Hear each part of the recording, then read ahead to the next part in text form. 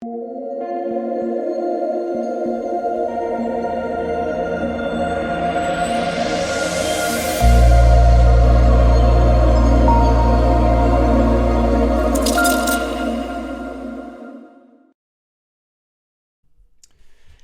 what is going on, guys? It's DK. Back at you with another video here to bring in the 2-game NBA main slate on Tuesday. Before I get into the video, if you guys are new to the channel, my name's DK. I make daily videos and live stream for NBA and NFL slates on Draftkings. If you guys cannot watch these YouTube videos, I do upload an Apple podcast. I'll have a link down below. If you guys are interested in signing up for premium content, and I'll offer that on patreon.com. NBA, NFL, and esports is what I offer. Also linked down below. And I also want to thank PrizePicks for sponsoring the show. Again, if you guys are not familiar with PrizePicks, it's a site where you're betting on fantasy points, right? So you're taking over, under, and fantasy points. Shea Gilgeous-Alexander, for example, is projected for 41 in fantasy points tomorrow. So, do you like the under? Do you like the over? You can mix and match sports. So if you guys want to sign up, you can use the code DKDFS. It's DKDFS, all one word, link down below. You get 100% match up to $100. So basically, if you put $100 in, you get $200 to play with.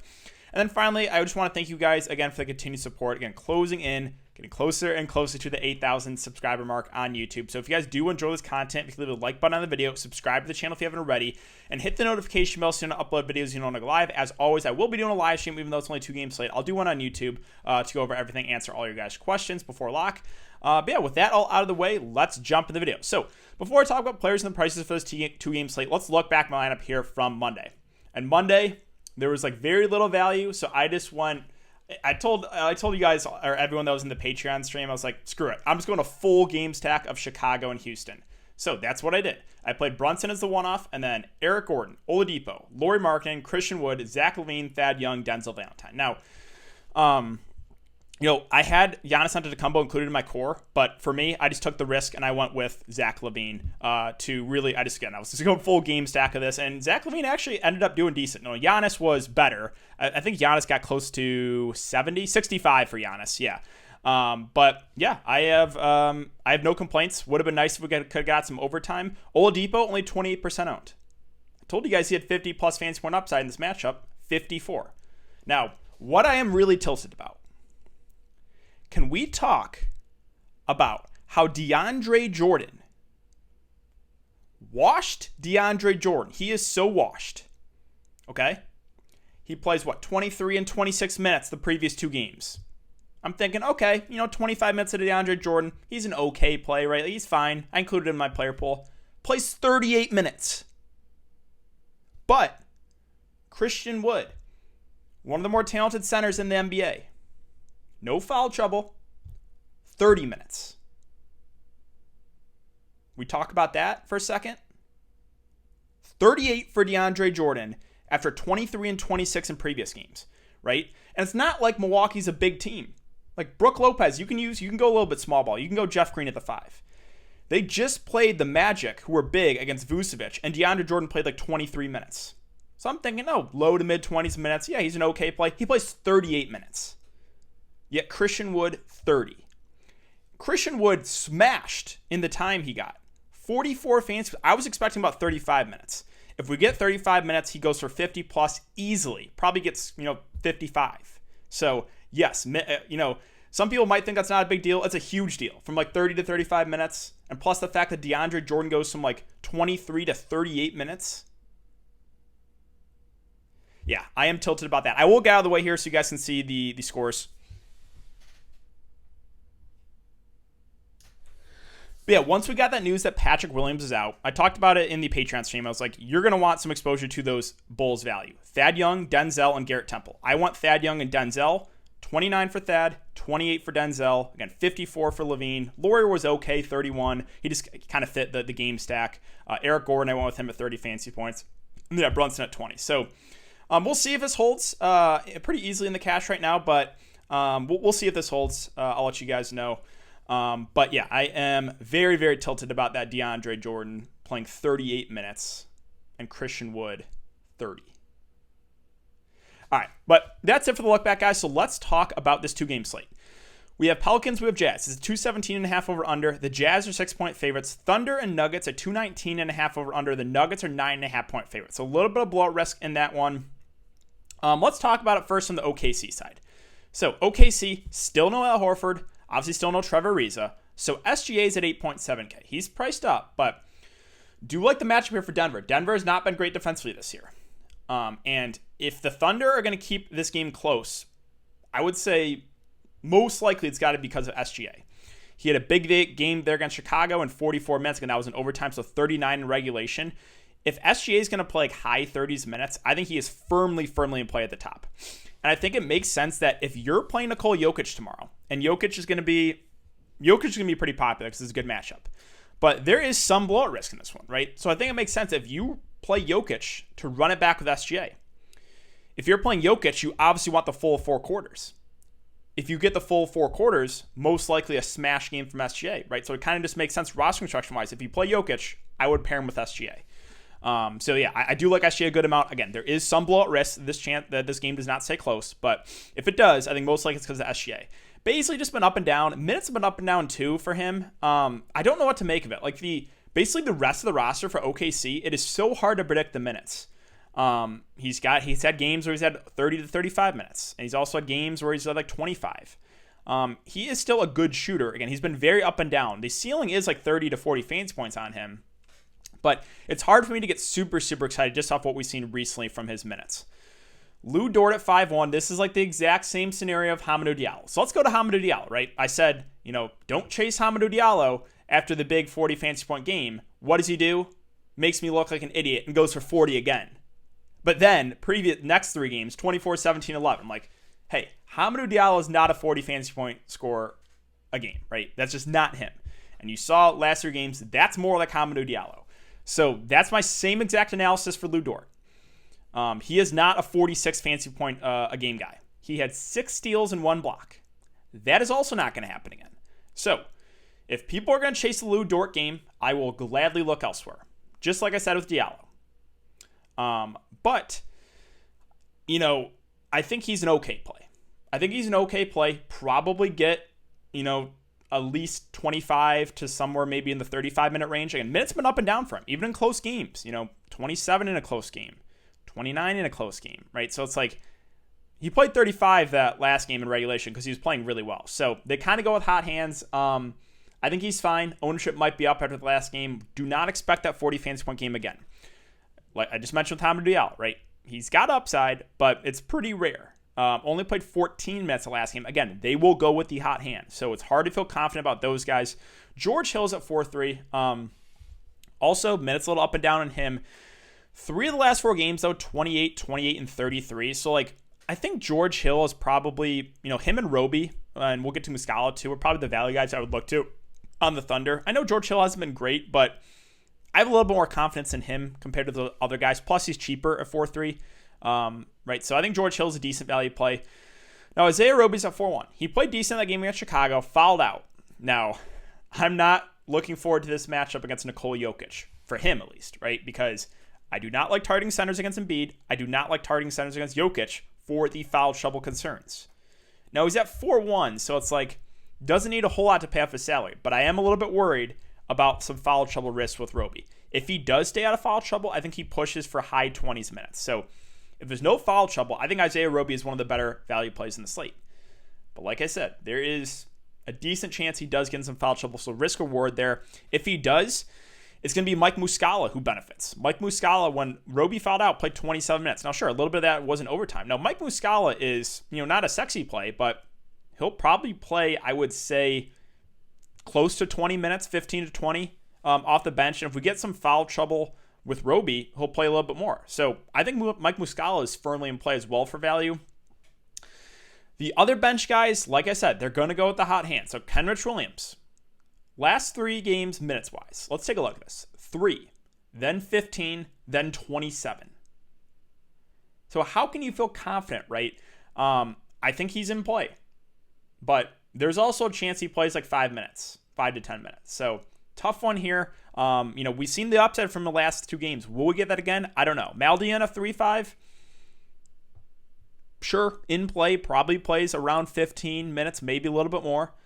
And then Poszewski, I think that's how you pronounce his name, hovering around average 15-minute mark. I guess you could throw him in the mix too. It's just hard to break down the Thunder guys because, besides the main guys like SGA, they're just going to go with a hot hand with everyone else. So If Baisley's struggling, they're going to go Diallo. Or like if Baisley's struggling, they'll go Kenrich Williams, right? If Lou Dort's struggling, they'll go Diallo. It's just like, it makes it tough to feel really confident about any of these guys.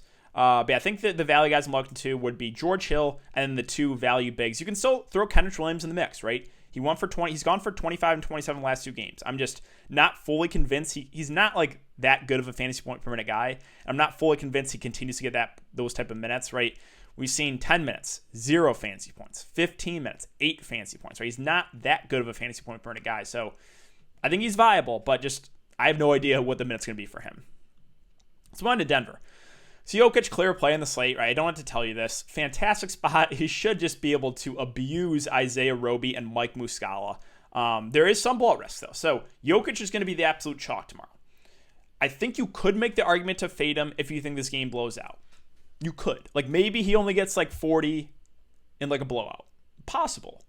If this game stays close, I have a hard time getting away from Jokic. Again, just a fantastic spot. Now, you will get some foul trouble from Jokic here and there, so maybe that could happen, right? If you fade Jokic, you're hoping for either the blowout or you're hoping for some early foul trouble.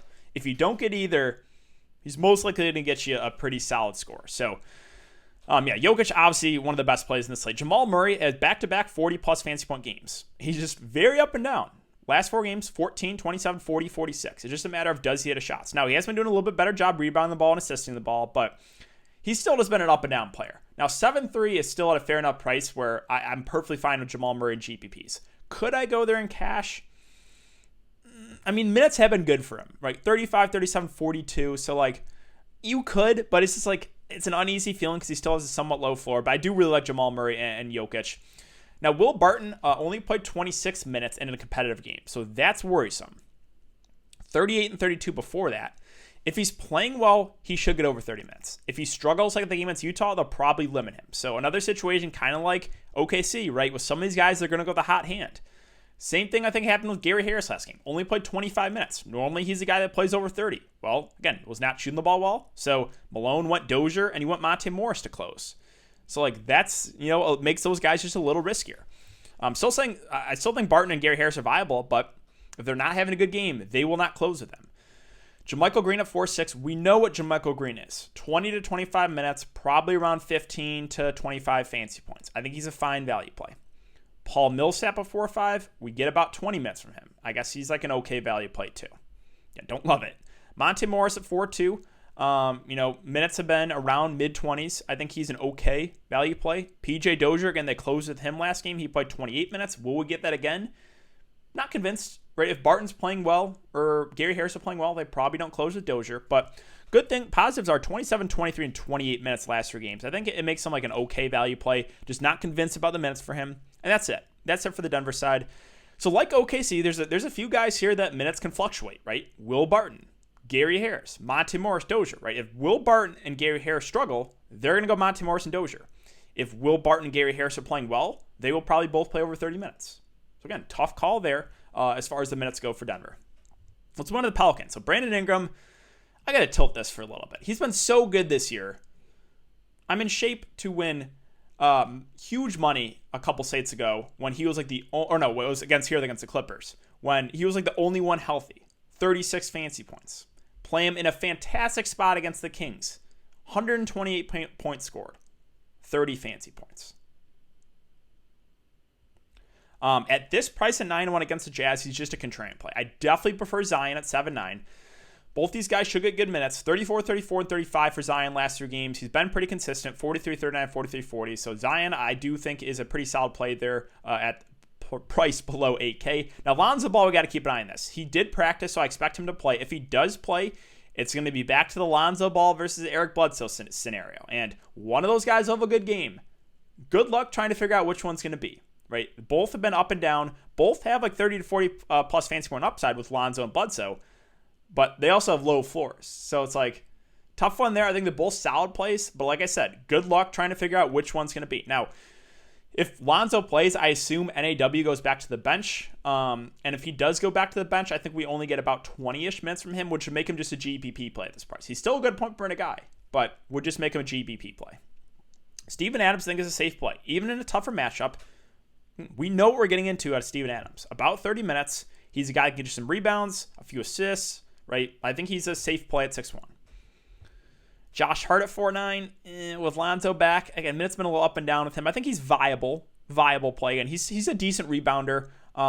So, yeah, he's an okay value play. JJ Redick with Lonzo back, or most likely back. Minutes probably go down on him. He's still a viable GPP play, but again, very, very reliant on the scoring. And that's it for me for the Pelicans. So let's finish up with the Jazz. You guys know the Jazz are my favorite team. Not. But yeah, this is just a team that I never like seeing on the slate. And I always say it, they're just balanced, and they're hard to predict who's going to be on a night-to-night basis. So Donovan Mitchell at 8-2. He probably has the most upside when he's really getting it going. He's had one 50 fantasy point game. Other than that, it's been 20, 30, 40 fantasy point games for Donovan Mitchell. He's averaging 37 fantasy points a game. So, matchup-wise, Pelicans are playing slower this year, but they're still not like a great defensive team. So Donovan Mitchell is still firmly in play. Again, he's the guy that has the most upside for the Jazz. Rudy Gobert at 7-6. Sure, decent play. Does he have the huge upside? I think when Rudy Gobert has that 50-plus fantasy point upside, you need the 5 or 6 block game from him. If you don't get that, it's rare that you're going to get that huge Rudy Gobert game. So definitely prefer the upside in Jokic, obviously, for more. But weird things can happen. You could get Jokic foul trouble or a blowout, right? So Gobert more of a secondary play for me. Mike Conley below 7K. I think he looks like a pretty good play at this price. Look in the last 4 games, 41, 32, 40, and 32 fantasy points. He doesn't have as much upside as Donovan Mitchell, but he's also, almost $1,500 cheaper. He has the floor of the assists, and he can rebound the ball. So I think Mike Conley is actually the guy I probably like the best for the Jazz at 6'8". Again, he still has a somewhat low floor, but I think I like him the best. Now, Joe Ingles is questionable, so we got to keep an eye on this. If Joe Ingles plays, that means less minutes for Clarkson. Clarkson's been solid off the bench. He's been playing 28 to 30 minutes. He's been shooting the ball well. He shot 9 of 13 last game, but if Ingles is back, those minutes will go down. And you're also going to have to pay premium for Clarkson. So if Ingles is back, I probably don't go to Clarkson. If Ingles is out, I think Clarkson is still viable here. Again, he's been a high usage guy off the bench, getting more minutes. So yeah, I think Clarkson would be a decent play if Ingles is out.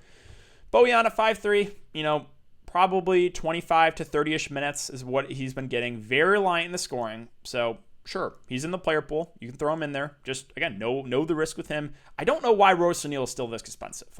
He should not be above 5K. I have no idea why he continues to be above 5K.